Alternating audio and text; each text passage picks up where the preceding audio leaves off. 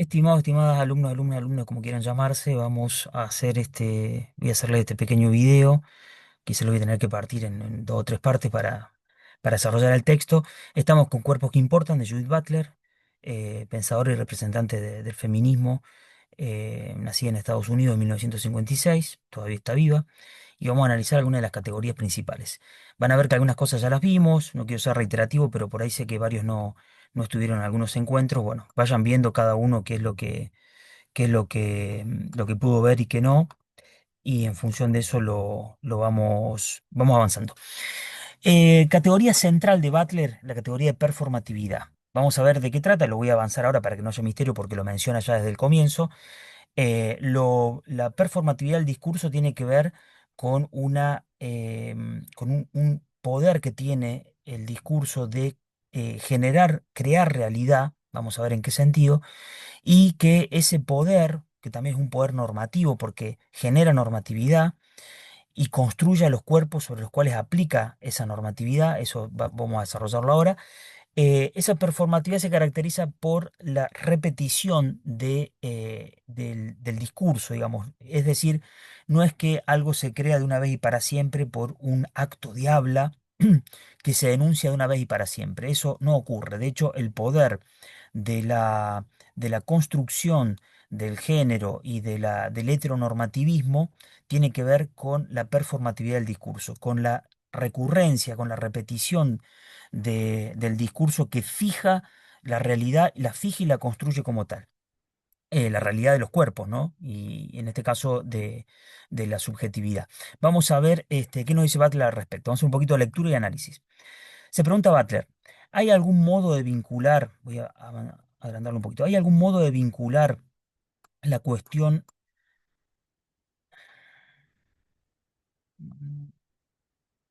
bueno, ¿hay algún modo de vincular la cuestión de la materialidad del cuerpo con la performatividad del género?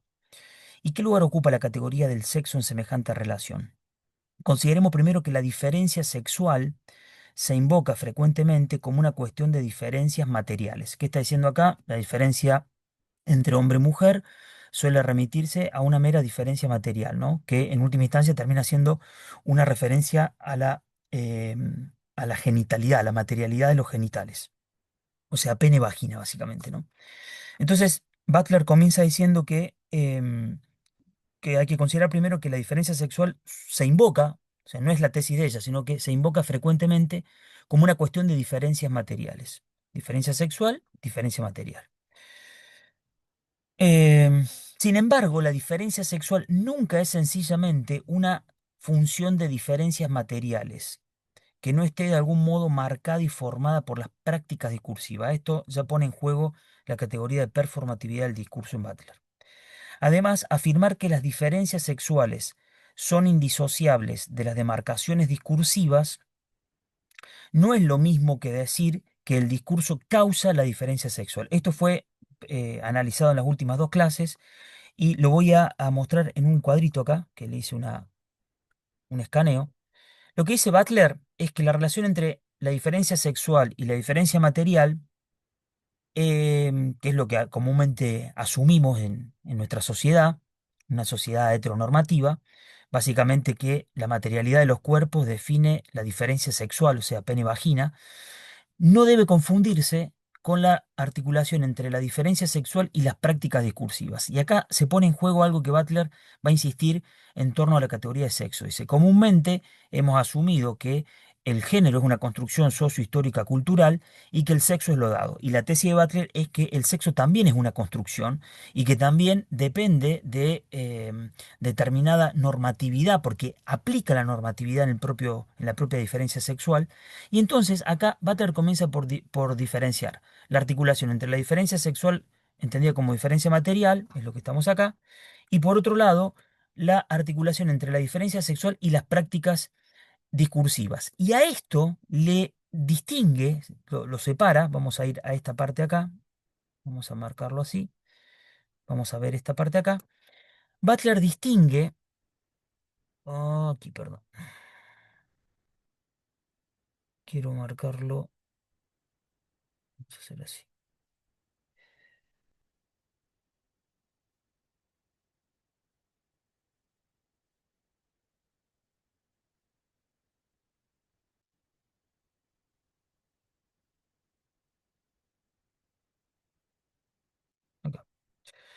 Butler distingue dentro de esta diferencia la articulación entre la diferencia sexual y las prácticas discursivas no es lo mismo que decir que la diferencia sexual está constituida por las prácticas discursivas. Es decir, nosotros podemos, por un lado, entender, ¿sí? Luego de articular la diferencia sexual con la práctica discursiva, decir que hombre-mujer, masculino-femenino, tienen que ver con elementos discursivos, ¿no? Que crean realidad, incluso en ese sentido, ¿no? Cuando digo que crean realidad, es que el discurso es algo más que un medio para nombrar cosas. Pero hasta acá, digamos, supongamos que hay una íntima relación entre la diferencia sexual y las prácticas discursivas. Esto presupone que yo puedo distinguir, por un lado, la diferencia sexual, ¿sí? Y por otro lado, esas prácticas discursivas que se entrelazan y que forman algo como consustancial, digamos, con la diferencia sexual. Y otra cosa muy diferente, que es lo que sostiene Butler, es que las prácticas discursivas no son meramente algo que se asocia, que se liga, que tiene que ver una íntima relación con la diferencia sexual, sino que la funda. La práctica discursiva funda la diferencia sexual. Por eso acá, en esta es la distinción clásica, la articulación clásica, diferencia sexual, diferencia material. Butler le contrapone la diferencia sexual y su articulación con las prácticas discursivas, pero a la vez distingue esta relación de lo que sería esta otra. Vamos a ir acá, esta relación, que la práctica discursiva genera la diferencia sexual. Es decir, las prácticas discursivas son las que fijan la distinción entre lo masculino y lo femenino, e incluso también en términos de la materialidad del sexo, entre lo que podemos entender por hombre y mujer, por más que se lo reduzca a la genitalidad, digamos, a una especie de materialidad neutra. Incluso en esos casos, las prácticas discursivas son las que fijan qué se va a entender por hombre y mujer, incluso en el campo de la materialidad de los cuerpos, ¿sí? La materialidad de los sexos. Bien, vamos a leer un poquito, volvemos al texto.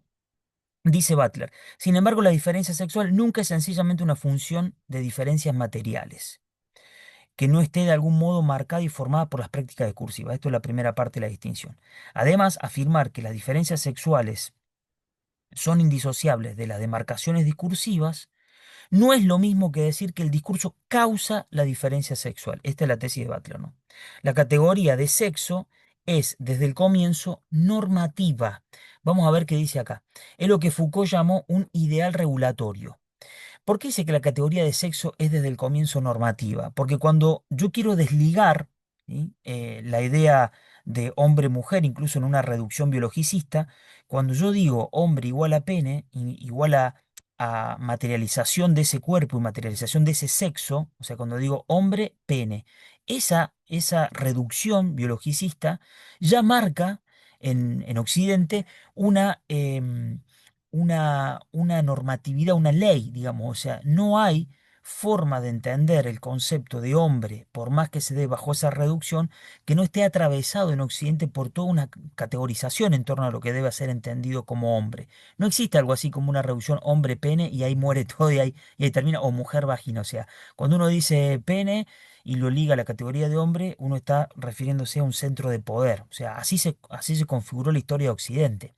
Entonces, en ese sentido, la categoría de sexo es desde el comienzo normativa, o sea, por principio es normativa, no es, por normativa se entiende acá algo que no puede ligarse a ninguna forma de neutralidad valorativa, ¿sí? Y no solamente eso, sino que no solo no se liga a una neutralidad valorativa, sino que en tanto norma fija, ¿sí? Fija la realidad, determinadas acciones, criterios y categorías y formas de comprenderla. Entonces, decir hombre en Occidente no es decir meramente alguien que posee un pene. Y esa reducción es cuestionable, ¿no? A eso va Butler. Es lo que Foucault llamó un ideal regulatorio. En este sentido, pues, el sexo no solo funciona como norma, sino que además es parte de una práctica reguladora que produce los cuerpos que gobierna. De vuelta, en este sentido, pues, el sexo no es solo una práctica reguladora, no solo funciona como norma, sino que además es una práctica reguladora que produce los cuerpos que gobierna. Es decir, no existe algo así como un sujeto, ¿sí? Que no esté atravesado ya por esa diferencia sexual. No existe algo así como el presupuesto de un sujeto previo a la diferencia sexual y que después el sexo viene a a recaer sobre ese sujeto y aplicar toda una normatividad. No, o sea, el sujeto se constituye a partir del sexo como un ideal regulatorio. Cuando uno nace, ¿sí? Uno ya nace dentro de esa diferencia sexual. No hay un sujeto al cual después el sexo, y incluso también posteriormente el género, venga a determinarlo de tal o cual forma. Nosotros ya nacemos en el marco de una diferencia sexual, de una matriz diferenciadora, que es lo que va a sostener Butler, ¿no? A eso es lo que quiere remitirse Butler, o sea, las prácticas reguladoras, el sexo como una práctica reguladora, construye ese cuerpo, lo crea, ¿sí? Además de que recae sobre él. Yo les daba un ejemplo que es, para no ser repetitivo, lo voy a mencionar solamente, es como si uno tuviera una aplicación que cuando atraviesa un semáforo en rojo le llega una multa. Bueno, la multa no te llega a vos, fulanita de tal, fulano de tal, sino a vos en tanto infractor. Pero ¿cómo puede ser que el infractor existía previamente a la regulación, digamos, de esa norma vial? No, el infractor surge y sobre él recae, ¿sí? La multa en el momento en que transgrede la norma, ¿no? En este caso, no hablamos puntualmente de transgresión, pero sí de que la normatividad crea esa categoría, ese sujeto, en el momento en que aplica sobre él esa normatividad. Te cae la multa y en ese mismo acto en que sobre vos recae la multa, ¿sí? Se configura tu figura como infractor. Eso es lo primero que se me viene a la mente, digamos, como una buena metáfora para entenderlo. Lo mismo ocurre con la subjetividad. No existe subjetividad previa a la configuración de la identidad del sujeto en el marco de una matriz diferenciadora que en Occidente es la heteronormatividad, es decir, hombre o mujer. Bien, en este sentido, dice, en este sentido, pues el sexo no solo funciona como norma, sino que además es parte de una práctica reguladora que produce los cuerpos que gobierna, es decir, cuya fuerza reguladora se manifiesta como una especie de poder productivo, el poder de producir, guión, de marcar, circunscribir, diferenciar los cuerpos que controla. De modo tal que el sexo es un ideal regulatorio cuya materialización se impone y se logra o no mediante ciertas prácticas sumamente reguladas. Es decir, cuando uno nace, ¿sí? Uno podría decir, pero eso no es el género. Y lo que quiere mostrar Butler es que cuando uno nace, nace en una cultura en donde ya nos denominan hombre o mujer por tener pene o vagina. Entonces, en ese marco, la materialidad del cuerpo no queda desligada de la materialidad del sexo, ¿sí? Y sobre esa materialidad esa materialidad ya está atravesada, ¿sí? Por un montón de categorías propias de un mundo occidental heteronormativo, ¿sí? Que distingue al ser humano en términos dualistas, entre hombre o mujer, masculino o femenino. Ya desde el vamos, incluso de esa materialidad, aplica la normatividad. En otras palabras, el sexo es una construcción ideal que se materializa obligatoriamente a través del tiempo. No es una realidad simple o una condición estática de un cuerpo. Es decir, no es que alguien tiene un pene o tiene una vagina nada más, ¿no? O sea, no es la materialidad del cuerpo en sí como algo neutral. No es una realidad simple o una condición estática de un cuerpo, sino un proceso mediante el cual las normas reguladoras materializan el sexo y logran tal materialización en virtud de la reiteración forzada de esas normas.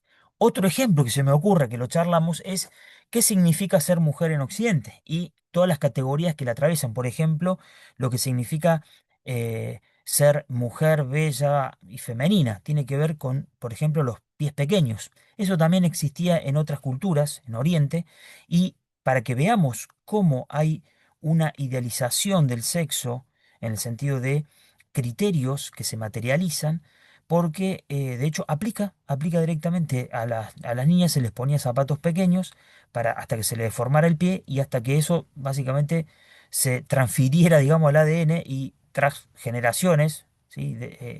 Decenas, cientos de años, directamente nacían con los pies pequeños, ¿no? Por una deformación, digamos, que parte de un aspecto cultural, ¿sí? De una reiteración, digamos, ¿sí? De esas prácticas, porque no es que lo hicieron una vez y para siempre, y posteriormente eso se fija, digamos, ¿no? En la materialidad del cuerpo. Que esta reiteración sea necesaria es una señal de que la materialización nunca es completa. Ahora vamos a ver esto. de que los cuerpos nunca acatan enteramente las normas mediante las cuales se impone su materialización. ¿Qué nos está diciendo Butler aquí? A ver si lo tengo acá. Butler nos está diciendo, vamos a ver esta distinción naturaleza-cuerpo. Em, el sexo comunidad regulatorio implica un proceso que es una reiteración forzada de la norma que constituye la materialización y que nunca es completa. ¿Por qué nunca es completa? ¿Sí? Porque de hecho la necesidad de la reiteración, ¿sí?, de la normatividad, de la norma, por ejemplo, fijar lo que significa ser hombre por tener pene, por ejemplo, en ese reduccionismo, es algo que se sostiene constantemente en Occidente. Es más, es esa reiteración lo esencial del proceso de configuración de, el dualismo de los sexos en Occidente. Em, en ese sentido, si está la necesidad de la reiteración de la norma, quiere decir que no se la puede dejar librada a un acto que ocurre una vez y para siempre, ¿no? Entonces, si está esa necesidad es porque el sujeto nunca es un sujeto que se constituye una vez y para siempre. Y si no se constituye una vez y para siempre, podríamos estar hablando de una especie de inestabilidad o la posibilidad constante de una fractura del sistema, de una rematerialización, una rearticulación y una puesta en cuestión, digamos, de lo que se construye en Occidente. En ese sentido, es que la reiteración debe ser necesaria y esa misma necesariedad, esa misma necesidad, digamos, de la reiteración de la norma que materializa los cuerpos sexuados, nunca es completa. De que los cuerpos nunca acatan enteramente las normas mediante las cuales se impone su materialización. En realidad son las inestabilidades, las posibilidades de rematerialización abiertas por este proceso, las que marcan un espacio en el cual la fuerza de la ley reguladora puede volverse contra sí misma y producir rearticulaciones que pongan en tela de juicio la fuerza hegemónica de esas mismas leyes reguladoras. Posteriormente vamos a ver que para Butler la posibilidad de la fractura del sistema nunca puede tener que ver con un principio exterior al sistema. O sea, esto es todo lo que hay, gente. Entonces, la crítica va a tener que ver con la posibilidad de una rearticulación, una rematerialización a partir de los elementos que ya están dados, los elementos que están en juego. El concepto de estar dados no quiere decir que sea así alguna especie de esencialismo, sino que es lo que hay, es lo que así se configuró Occidente y la ruptura de eso no puede invocar elementos de una exterioridad absoluta. Incluso los elementos excluidos por el sistema no están en una especie de inexistencia más allá del límite. Es como yo les decía el ejemplo, es como si uno quisiera decir, tenemos que cuestionar el universo y vamos a apelar a algo que está más allá del universo. Nosotros estamos encerrados en el universo, pero sería absurdo decir que estamos encerrados en el universo, o si quieren a esta altura en el pluriuniverso. Eso es todo lo que hay. Esa es la totalidad de, de la existencia, digamos. O sea, de todo lo que se puede concebir está en el pluriuniverso. ¿Sí? Si querés, llegamos a ese extremo, nadie podría decir estamos encerrados en eso. Toda forma de reinterpretación o de ruptura se da adentro de ese universo o pluriuniverso. Lo mismo ocurre con Occidente y con el mundo como lo conocemos y el heteronormativismo. O sea, los elementos que están en juego que utiliza la normatividad del sexo y del género en función de fijar el heteronormativismo, son esos elementos, no otros exteriores, los que se deben poner en juego y rearticular. Y en ese sentido vamos a entender con Butler lo que significa la crítica al sistema. Bien, pero entonces, ¿cómo se relaciona la noción de performatividad del género con esta concepción de la materialización? Vamos a decirlo lisa y llanamente. ¿Cuál sería el problema acá? Que todos estos atributos, todas estas cuestiones que Butler trata de ligar al sexo, parecen propias del género. Diciendo, che, pero que hay una construcción es algo propio del género más que del sexo. O eso es lo que tenemos en nuestro imaginario. Que existe esa necesidad de la fijación de la normatividad, de la regla, para fijar los sexos en este universo heteronormativo, parece que es algo más ligado al género que al sexo, pero acá es lo interesante de Butler, Butler nos va a mostrar que el sexo no es algo amorfo que depende del género para generar normatividad. Vamos a ver a qué se refiere Butler con eso. Pero entonces, ¿cómo se relaciona la noción de performatividad del género con esta concepción de la materialización? En el primer caso, la performatividad debe entenderse no como un acto singular y deliberado, sino antes bien como la práctica reiterativa y referencial mediante la cual el discurso produce los efectos que nombra. Con esto quiere decir que cuando uno dice hombre, ¿sí? No está solamente utilizando el lenguaje, en este caso el discurso, digamos, para caracterizar algo que reconozco como preexistente, sino que en el momento en que lo nombra, lo configura como tal. La categoría hombre, la categoría mujer, ya está atravesada, digamos, por elementos normativos que fijan en tal o en cual dirección a ese cuerpo, a ese sujeto. Por eso dice Butler, la performatividad debe entenderse no como un acto singular y deliberado, sino antes bien como la práctica reiterativa y referencial mediante la cual el discurso produce los efectos que nombra. Denme un segundo.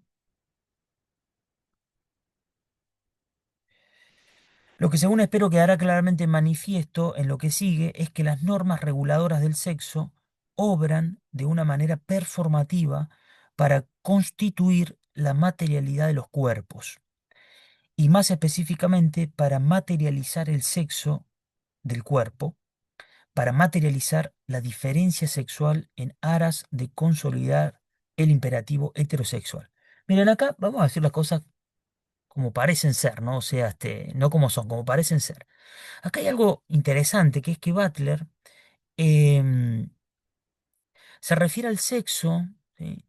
Y nosotros tenemos como una inmediata ligazón, identificación entre sexo y materialidad de los cuerpos, ¿no? Como que el sexo está en la materialidad de los cuerpos. Pero Butler quiere desligar, en sentido de su análisis, digamos, desligar, distinguir, mejor dicho, distinguir lo que puede entenderse por sexo y su articulación con la materialidad de los cuerpos.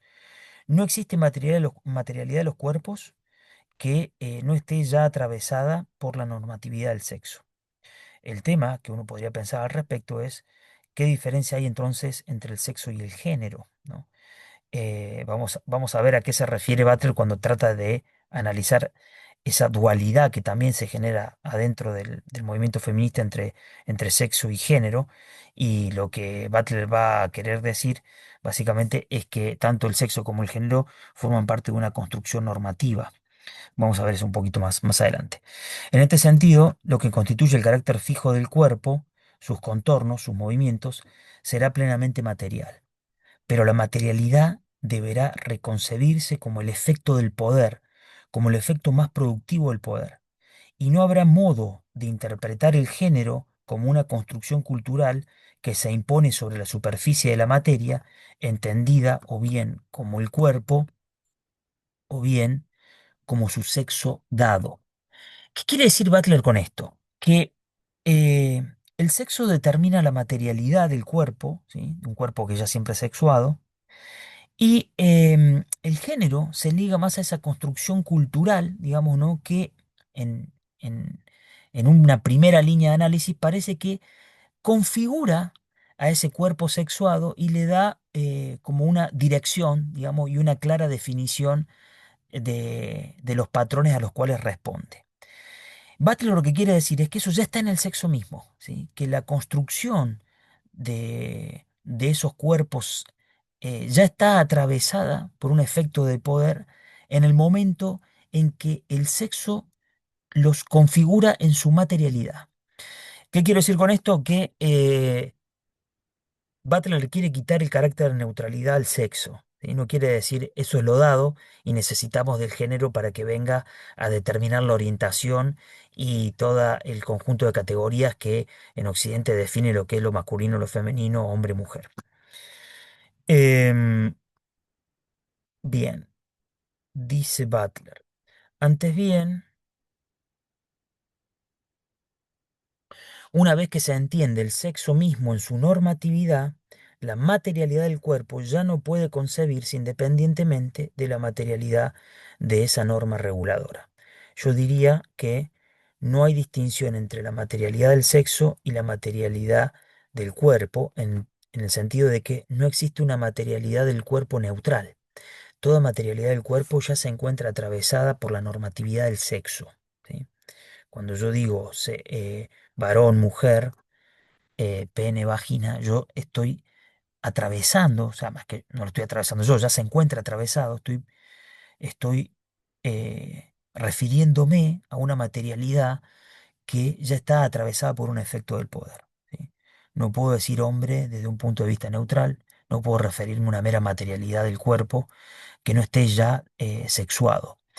En ese sentido, valdría pensar que la materialidad del sexo no puede ser, la materialidad del cuerpo no puede ser pensada por fuera de la materialidad del sexo.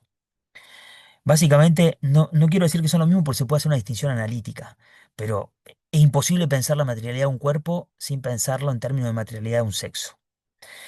El sexo no es pues sencillamente algo que uno tiene o una descripción estática de lo que uno es. ¿Sí? Entonces acá agrega otro elemento Butler también, ¿no? Porque no es meramente la cuestión entre lo dado o lo construido, ¿sí? Sino también entre lo fijo, ¿sí? Lo estático y lo dinámico. Entonces hay como esas dos categorías. Será una de las normas mediante las cuales ese uno puede llegar, cuando dice ese uno se refiere a ese cuerpo, ese sujeto, puede llegar a ser viable. Esa norma que califica un cuerpo para toda la vida dentro de la esfera de la inteligibilidad cultural. Lo inteligible es lo que puede ser captado por el intelecto, lo que puede ser pensado, ¿no? De nuevo, el sexo no es pues sencillamente algo que uno tiene o una descripción estática de lo que uno es.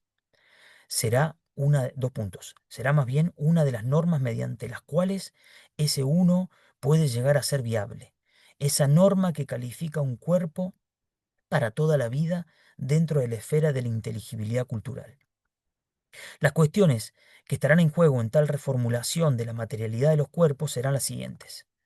La reconsideración de la materia de los cuerpos como el efecto de una dinámica de poder, de modo tal que la materia de los cuerpos sea indisociable de las normas reguladoras que gobiernan su materialización, es decir, la materialización del sexo, y la significación de aquellos efectos materiales.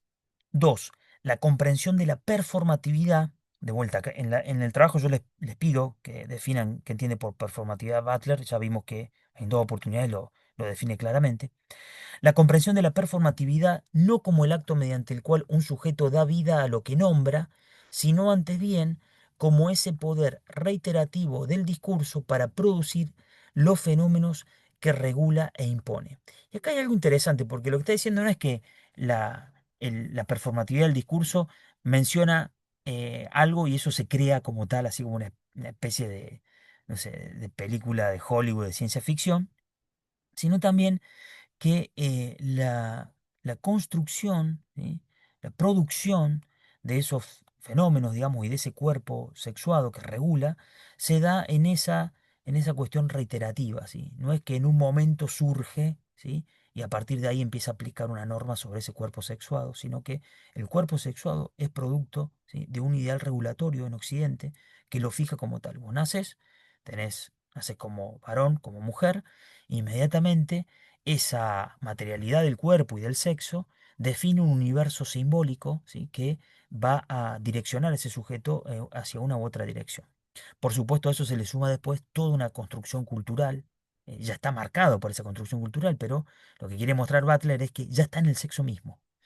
Em, la construcción cultural, digamos, que nos define qué significa ser varonil en Occidente, qué significa una actitud femenina, por ejemplo, ¿no?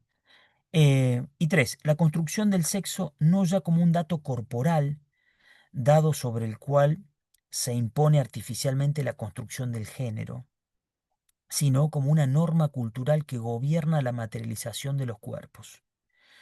Para mí el ejemplo más claro es que el efecto de realidad, o sea, el efecto material de esa aplicación de la normatividad, esa configuración del cuerpo, a partir del sexo es esto que mencionamos de, de cómo eh, la cultura, digamos, termina dándole una forma determinada al cuerpo. El último ejemplo que di en clase tiene que ver también con los movimientos y las poses que uno toma en el cuerpo. Cómo hay determinado cruce de piernas en un hombre que históricamente estaba mal visto, ¿sí? Porque algo que tiene que ver con lo corporal, como cruzar una pierna sobre otra, una forma relajada, podría ser interpretado como una posición demasiado femenina, ¿sí? Entonces, veamos cómo, incluso en ese sentido también, se da una configuración material del cuerpo en torno a los movimientos. Y eso ya está desde el sexo como un ideal regulatorio. Ser hombre, ¿sí? Nacer con pene, implica que haya determinado cruce de piernas, por dar un ejemplo, que no está bien visto, porque eso atenta contra la idea de lo que entenderíamos en términos de género como lo masculino. Em, Cuarto, una reconcepción del proceso mediante el cual un sujeto asume, se apropia, adopta una norma corporal, no como algo a lo que estrictamente hablando se somete, sino más bien como una evolución en la cual el sujeto, el yo hablante, se forma en virtud de pasar por ese proceso de asumir un sexo. ¿Qué está diciendo Butler acá? Que el poder que está en juego, que aplica ahí, no es un poder meramente restrictivo, un poder coercitivo que, que está caracterizado por su negatividad. Por negatividad entiendo todo lo que restringe y todo lo que nos pesa y todo lo que recae como una especie de norma negativa que sanciona, ¿no? Que restringe, sino que ese efecto de poder es un efecto de poder productivo. Y por productivo no digo que está todo bien, y por negativo no digo que está todo mal, sino que negativo tiene que ver con restricción y ese poder productivo del cuerpo tiene que ver que el sujeto se constituye en esa sociedad y bajo esas normas, bajo ese ideal regulativo, y por lo tanto no es algo que lo padece. Por eso también hablamos, cuando hablamos de esta rematerialización de los cuerpos, a las nuevas generaciones posiblemente no les resulta extraño determinadas articulaciones corporales, ¿sí? Y presencias corporales y de género, ¿sí? Por ejemplo, de un niño, niña, niñe que va al jardín con lo que ellos llamarían dos mamás, ponele, ¿no? O sea, creo que esa rearticulación, digamos, ¿no? Que incluso llega a los cuerpos, porque se presentan incluso con figuras que desde un estereotipo de género pueden coincidir perfectamente con lo femenino, no, no generan, digamos, ¿no? ninguna conmoción. Entonces, lo que tenemos que ver es que tanto el poder que está transiendo ahí, que está atravesando esos cuerpos, no los atraviesa en un sentido de coerción y de una especie de padecimiento como cuando te aplican una sanción, ¿no? Como cuando transgredís una regla vial y pasaste un semáforo en rojo y te cae una sanción y esa sanción es totalmente restrictiva y te pone un límite. En este caso, el poder produce, construye, ¿sí? Genera esos cuerpos que gobiernan. Por lo tanto, no es que solamente el poder se ve en un sentido restrictivo, se ve en un sentido productivo y por lo tanto el sujeto, que uno no ve como un peso la construcción de Occidente en la cual uno nació y que está marcada por el heteronormativismo. Es como que, bueno, después uno puede generar fracturas, rupturas y sentir que eso pesa, pero por principio cuando digo por principio es cómo se gestó, cómo se generó la cuestión y cómo se fue dando históricamente, ese cuerpo ese poder nos constituye como tal y después uno ve si uno se distancia, lo adopta, lo acepta, o sea, entra en ese juego de la reafirmación o rematerialización, esa reconstrucción de la normatividad de los cuerpos. Una reconcepción del cuerpo mediante el cual un sujeto asume, se apropia, adopta una norma corporal, no como algo que, estrictamente hablando, se somete, sino más bien como una evolución en la que yo, acá habría que ver el término evolución, no lo tomen al pie de la letra, en la que el sujeto, el yo hablante, se forma en virtud de pasar por ese proceso de asumir un sexo.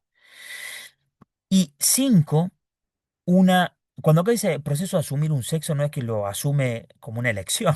O sea, nosotros nacemos en esta cultura y nos asignan un sexo eh, por un reduccionismo biologicista y el sexo se reduce a la materialidad genital. ¿sí? Entonces, ahí también tenemos otro tema porque nosotros estamos acostumbrados en esta distinción entre sexo y género a que eso es el sexo, ¿sí?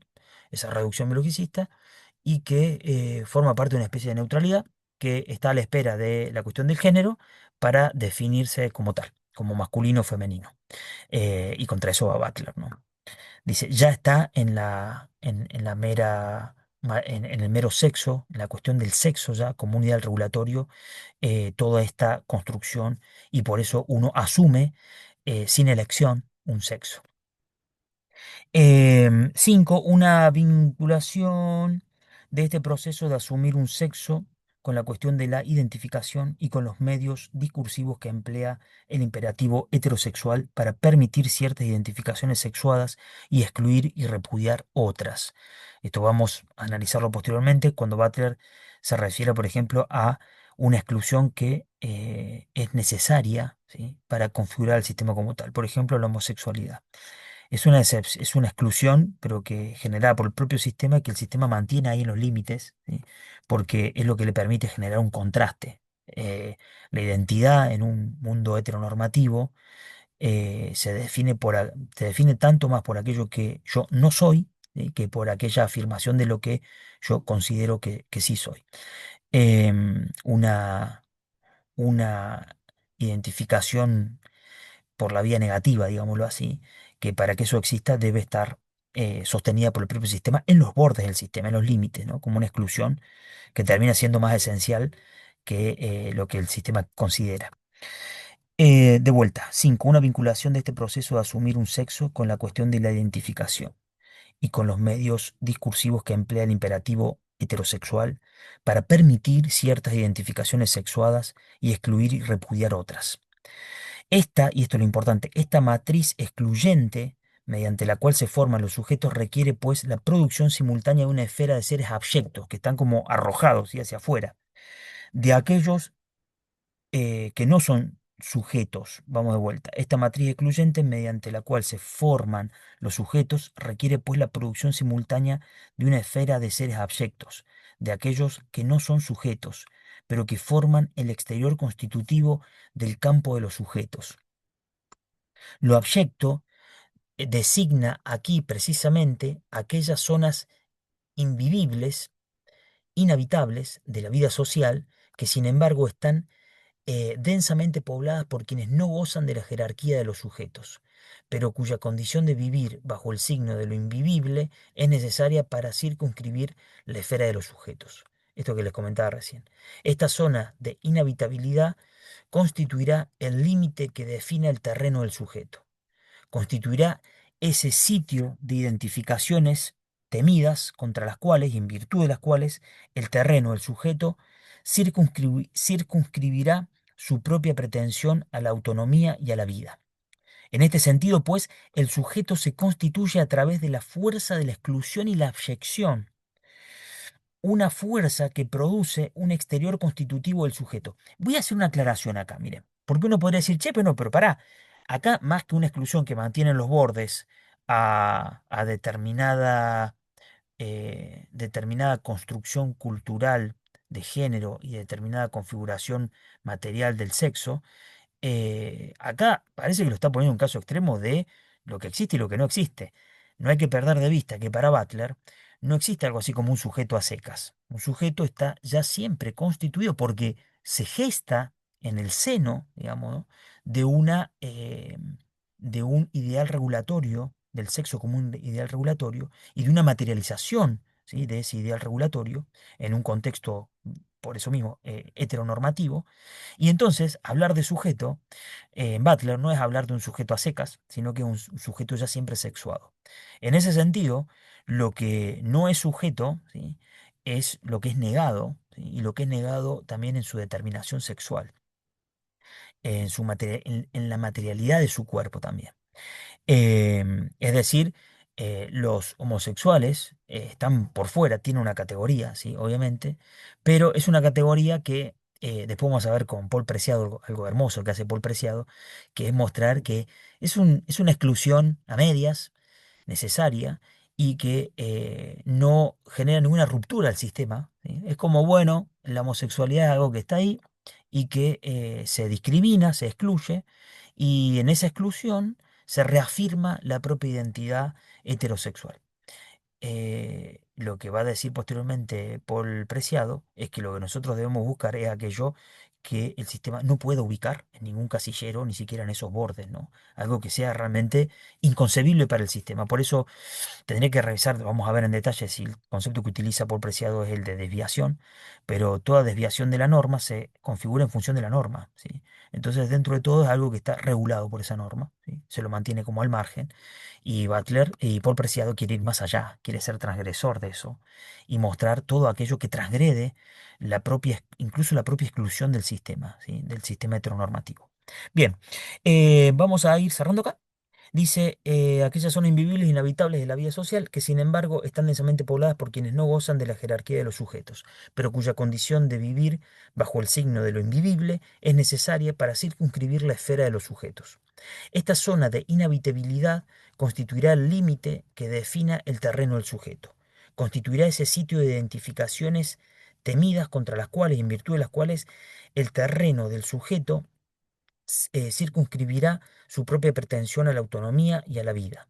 En este sentido, pues, el sujeto se constituye a través de la fuerza de la exclusión y la abyección, una fuerza que produce un exterior constitutivo del sujeto, un exterior abyecto que después de todo es interior al sujeto como su propio repudio fundacional.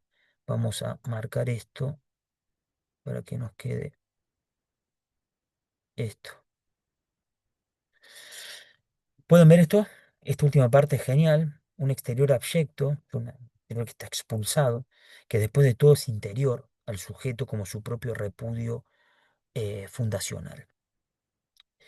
Eh, Esa exterioridad abyecta habita en todos. O sea, no es que yo soy heterosexual y me hago un reconocimiento y una reducción, digamos, de sexo al género, del género al sexo, perdón, y al sexo entendido en ese reduccionismo biologicista, y que por lo tanto, bueno, yo no participo de esa abyección, no, esa exterioridad, que es una interioridad, está en cada uno, por eso la materialidad de la norma, la materialización de la norma, la materialización de los sexos, es algo que debe reafirmarse todo el tiempo.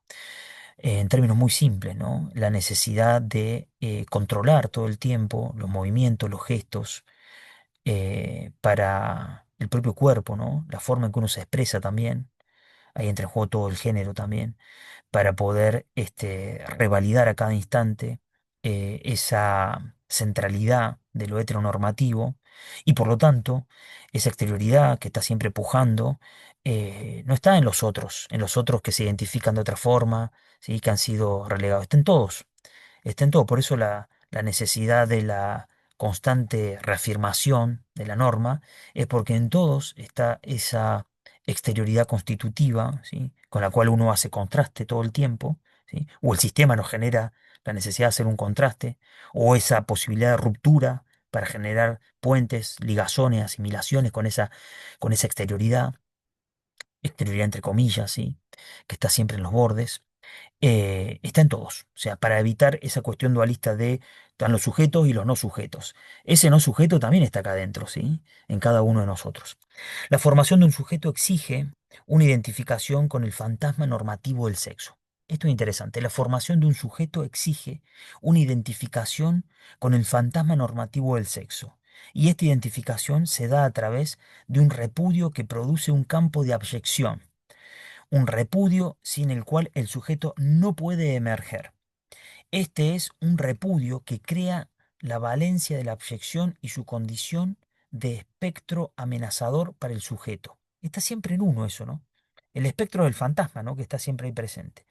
Por eso uno también autorregula sus movimientos y sus acciones en un universo heteronormativo en función de esas normas, ¿sí? Por ejemplo, y no me voy a sentar así porque van a pensar que es poco varonil esto, ¿no? Como que no representa mi posición corporal la figura de hombre, ¿no? Eh, este es un repudio que crea la valencia de la obsesión. Es más, fíjense cómo también a la negativa, ¿no? Eh, la- las identidades trans, hasta un punto, digo porque hay mucho estudio al respecto, tienen la necesidad de esconder parte de su cuerpo, la genitalidad, o sea, el pene, ¿sí? Para tratar de generar una identificación, digamos, con una zona que no tiene que ver con un bulto. A ver, lo hablamos en una de las materias, en uno de los encuentros, la categoría de bulto. Y para evitar esa identificación social, ¿sí? Con lo masculino. Entonces, en ese sentido, esa atadura, ligazón que se hace, digamos, el pene para que no se note, termina reconstruyendo, digamos, una normatividad del sexo, ¿sí? De los cuerpos, ¿sí? Que los rige como tal y que se ve materialmente, ¿no? Como una norma que está aplicando en el cuerpo. La formación de un sujeto exige una identificación con el fantasma normativo del sexo, y esta identificación se da a través de un repudio que produce un campo de abyección, un repudio sin el cual el sujeto no puede emerger. Este es un repudio que crea la valencia de la abyección y su condición de espectro amenazador para el sujeto. Por otra parte, ¿qué quiere decir con esto? Que siempre está presente, ¿no? Siempre está ahí y en la cultura en la que uno vive uno está como tratando de eh, reproducir esa normatividad, esa ley, tratando de romperla, ¿sí? O distanciarse o revalidarla, ¿sí? A veces incluso en contra de la propia voluntad. Entonces, en ese sentido, ese espectro está siempre ahí presente, ¿no? Esa abyección está en cada uno de nosotros. Por otra parte, la materialización de un sexo dado, entre comillas dado, será esencial para la regulación de las prácticas identificatorias que procurarán persistentemente que el sujeto rechace la identificación con la abyección del sexo. Es decir, que refuerce, por ejemplo, en el caso del hombre, la masculinidad, ¿no? En función de ese sexo dado, ¿sí? Se aplica una normatividad que el sujeto va a tratar de sostener o repudiar, ¿sí? O tratar de fragmentar. Y sin embargo, esa abyección rechazada amenazará con exponer las presunciones propias del sujeto sexuado, basadas como el sujeto mismo en un repudio cuyas consecuencias él no puede controlar plenamente. La tarea consistirá en considerar que esta amenaza y este rechazo no son una oposición permanente a las normas sociales condenadas al patos del eterno fracaso. El patos es la afección, ¿no? Del eterno fracaso, sino más bien un recurso crítico en la lucha por rearticular los términos mismos de la legitimidad simbólica y la inteligibilidad. Va de nuevo.